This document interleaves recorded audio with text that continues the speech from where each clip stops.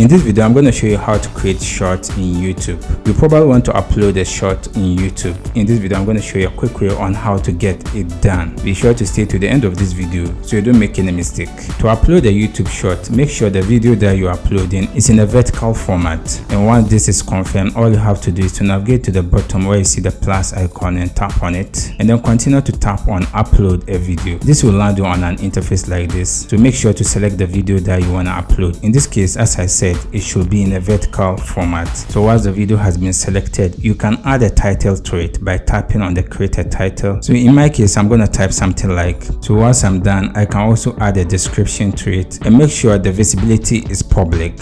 And in the case of audience, make sure it's not made for kids is the option. You can also select the location or even add it to a particular playlist that you want it to be featured. And once all these options have been successfully exhausted, all you have to do is to proceed to tap on upload, and that's it. You have successfully created shorts in YouTube. If you have any question, you can leave it in the comment section. I will do my best to attend to you. If you enjoyed this video, consider check out our next video. See you in the next video.